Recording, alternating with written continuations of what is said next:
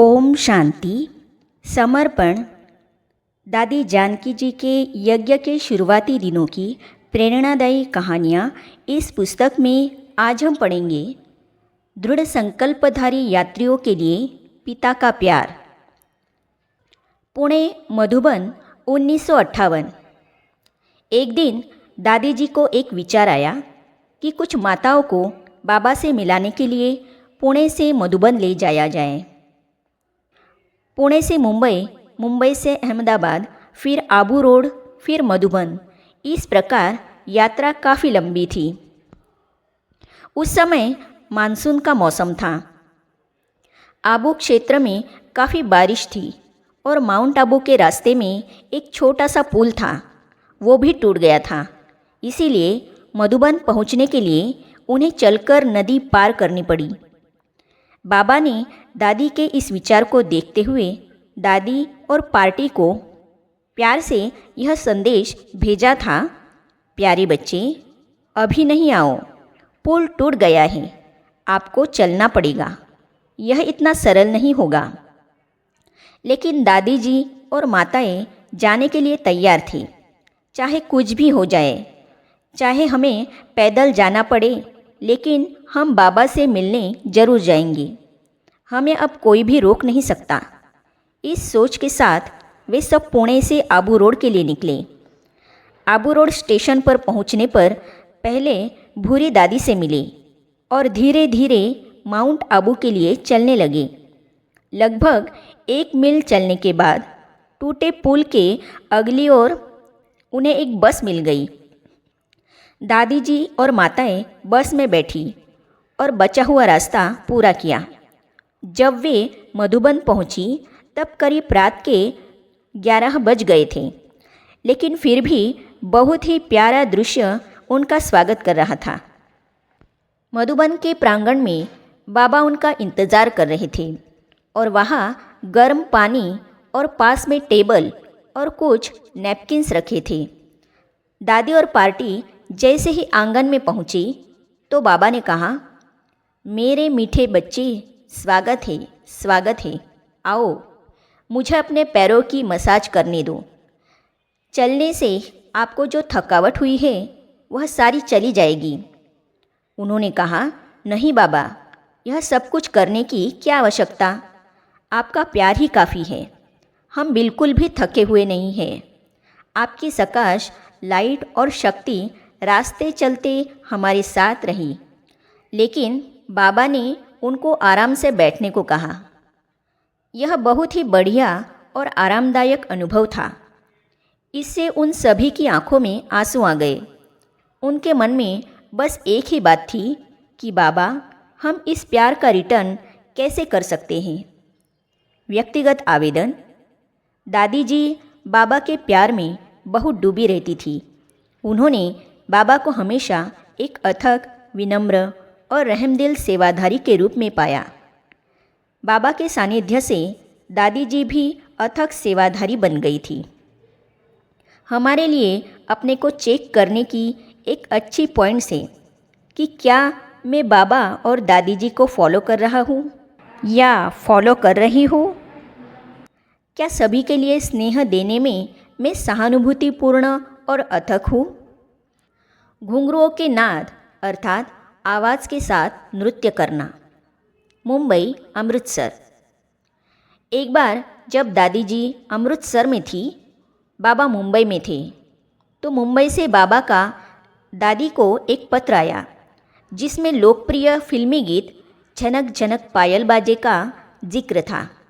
यह एक बहुत विशेष संगीत और वाक्यों वाला अच्छा गीत था।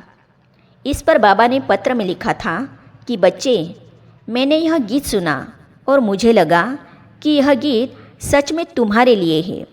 मेरी जनक ज्ञान डांस करती रहती है और औरों को भी ज्ञान डांस कराती है। दादी जी बाबा के अपने प्रति इसी दृष्टिकोण को ध्यान पर रखते हुए अमृतसर, पंजाब में सेवा कर रही थी।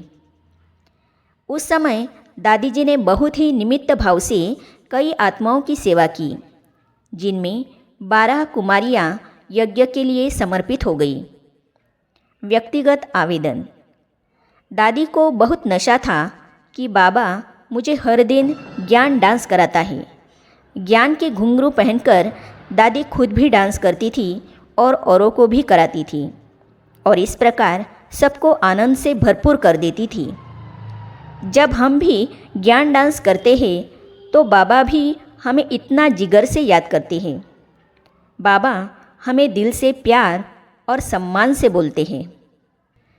ज्ञान का पोषण तैयार करना। पुणे। एक बार जब दादी पुणे में थी, बाबा चक्कर लगाने पुणे में आए थे। अमृत वेले के बाद दादी सारे दिन के कार्यक्रम के बारे में पूछने के लिए बाबा के पास गई। बाबा गंभीरता और शांत चित्त स्थिति में बोले कि बच्चे, मैं सभी बच्चों की माँ हूँ, इसीलिए ज्ञान मंथन के द्वारा बच्चों के लिए इस समय अर्थात प्रातः 5 से 6 के बीच ज्ञान का पौष्टिक भोजन तैयार कर रहा हूँ। यह सुनकर दादी को बहुत मीठी और प्यार भरी फीलिंग आई। उस दिन के बाद दादी ने ज्ञान का इसी प्रकार से अभ्यास करने का नियम बनाया। अमृत वेले के बाद दादी हमेशा ज्ञान के भिन्न भिन्न गहरे राजों को याद कर उन पर विचार सागर मंथन करके क्लास में भाई बहनों को सुनाती थी। इस तरह दादी जी ने अपनी शक्तिशाली मजबूत स्थिति बनाई। वे न केवल स्वयं इस विशेष ज्ञान के भोजन को हजम करती थी, बल्कि सभी को ही यह भोजन कराती थी। व्यक्तिगत आवेदन। जब हम यह अभ्यास निरंतर करते हैं तब ज्ञान के पॉइंट्स की धारणा कर पाते हैं और हम पूरे दिन की सेवा के लिए शक्तिशाली बने रहते हैं तथा जिनकी हम सेवा करते हैं उनको भी ऐसा बना पाते हैं। सेवा की मुख्य नींव दूरदृष्टि और विश्वास। मुंबई 1960 के दशक के शुरुआती वर्षों में जब बाबा और दादी दोनों मुंबई में थे तो बाबा ने दादी से पूछा, क्या आप लिथो मशीन के बारे में जानते हो, जिससे मुरली की कापियाँ निकाली जा सके। बाबा को इस मशीन की आवश्यकता थी जिससे कि मधुबन से बाहर रहने वाले बच्चों को बाबा मुरली भेज सके। दादी ने लिथो मशीन का नाम तो सुना था, लेकिन इसके बारे में ज़्यादा कुछ नहीं जानती थी। इसीलिए दादी मुरली लेकर मार्केट निकल गई। वहाँ किसी ने दादी को बताया, लिथो मशीन की एक दुकान 4थी मंजिल पर है। दादी जी वहाँ गई। लिथो मशीन वाले दुकानदार ने मुरली की 100 कॉपियाँ निकालकर दादी जी को दे दी और उसने कोई चार्ज भी नहीं लिया। दादी जी बाबा के पास गई और यह सब बातें बताई। बाद में दादी ने यज्ञ के लिए एक लिथो मशीन की व्यवस्था की, जिससे कि नज़दीक या दूर के सेवा केंद्रों को बाबा की मुरली मिल सके। व्यक्तिगत आवेदन। दादी जी ने सीखा, बाबा की सर्विस के लिए जो भी सुविधाएं प्राप्त हो उनके बारे में जाना जाए और सीखा जाए। दादी जी को यह विश्वास था, जिस चीज़ की ज़रूरत है वह चीज़ मिल ही जाएगी और उसके लिए पैसों की जो आवश्यकता है उसमें भी कोई का सहयोग प्राप्त हो ही जाएगा। इस विश्वास और दूरदर्शिता के साथ दादी जी को विश्व सेवा के नित नए नए अनुभव प्राप्त हुए। आज के समय बाबा की सेवा के लिए बहुत साधन उपलब्ध है। हमें भी स्पष्ट विजन रखना चाहिए और मानवता की सेवा के लिए नए नए तरीके खोजकर उपयोग में भी लाने चाहिए। बाबा की दिव्य वाणी के लिए प्यार। अहमदाबाद 1966। बाबा के दिशा निर्देशानुसार एक नए सेवा केंद्र की शुरुआती सेटिंग के लिए दादी पुणे से अहमदाबाद आई। इसके बाद दादी जब मधुबन आई तो बाबा ने पूछा, अहमदाबाद के नए सेवा केंद्र पर सब कुछ ठीक है? दादी तो ठीक थी, पर सेवा केंद्र नया था तो चीज़ें धीरे धीरे व्यवस्थित हो रही थी। दादी जी ने कहा कि बाकी तो सब ठीक है, बस मुरली सुनने के लिए एक टेप रिकॉर्डर वहाँ नहीं है। दादी जी जब पुणे में थी तो टेप रिकॉर्डर से प्रतिदिन सुबह बाबा की स्नेहयुक्त मीठी वाणी सुना करती थी। दादी जी ने बताया कि अब अहमदाबाद में मैं रोज़ की मुरली नहीं सुन पाती हूँ। उन दिनों बाबा कहते थे कि मधुबन में डायरेक्ट बाबा की मुरली सुनना फर्स्ट नंबर है, टेप पर बाबा की मुरली सुनना सेकंड नंबर है और प्रिंटेड मुरली सुनना या पढ़ना यह थर्ड नंबर है। तो दादी जी ने कहा, बाबा मैं थर्ड नंबर में हूँ। दादी जी ने बाबा को कहा कि मीठे बच्चे ये शब्द जो कि मेरे लिए सबसे अधिक महत्वपूर्ण हैं, ये मुरली में नहीं होते हैं। मुरली में बार बार तो मीठे बच्चे नहीं लिखा जा सकता, अर्थात प्रिंटेड मुरली में बाबा के शब्द ज्यों के त्यों नहीं थे।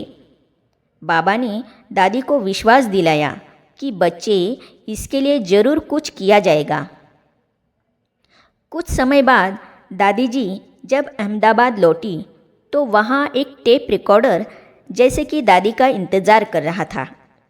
अहमदाबाद सेवा केंद्र के लिए बाबा ने दिल्ली में एक टेप रिकॉर्डर के लिए ऑर्डर कर दिया था और पहुंचाने के लिए भी कह दिया था।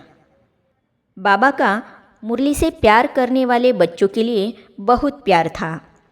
जब दादी जी को टेप रिकॉर्डर मिला और दादी जी ने मुरली सुनना शुरू किया तो दादी ने एक चीज़ को नोट की कि बाबा की लिखी हुई मुरली में बाबा कई बार मीठे बच्चे कहते थे, लेकिन जो भाई टेप रिकॉर्डर में मुरली भेजता था वह इन शब्दों को कट कर देता था, जो कि दादी जी को बहुत अच्छे लगते थे। दादी जी ने बाबा को पत्र लिखा कि बाबा टेप रिकॉर्डिंग में यह शब्द कट कर दिए गए हैं। बाबा ने दादी जी की इस बात का रिस्पॉन्ड किया। बाबा ने चंद्रहास दादा को बुलाया और कहा कि जनक बच्ची के लिए बिना कट की हुई पूरी मुरली भेजो। यह बाबा का बच्चों को खुले दिल का प्यार और सहयोग देने का एक और उदाहरण है। व्यक्तिगत आवेदन। जब दादी जी अहमदाबाद में थी उसके बाद से बहुत कुछ बदल चुका है। हम भी बाबा से और वरिष्ठों से प्राप्त हर एक शब्द पर ध्यान रखने के इस पाठ को सीख सकते हैं।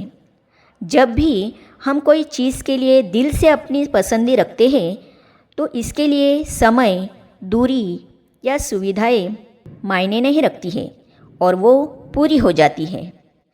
आगे हम पढ़ेंगे, एक गुलाब अच्छा है लेकिन बेहतर है एक गुलदस्ता। अहमदाबाद 1966। दादी जी अहमदाबाद में थी तब एक कपड़ा व्यापारी की विधवा बाबा के सेंटर पर आने लगी।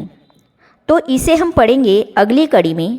तो ये जानने और पढ़ने के लिए इस चैनल को सब्सक्राइब करने के साथ ही साइड में जो बेल आइकॉन है उसे भी क्लिक कीजिए ताकि आने वाली सभी वीडियो और अब तक की सारी वीडियो आप तक पहुंचती रहेगी। ओम शांति। धरती पे शिव शक्तियाँ आ गई, धरती पे शिव शक्तियाँ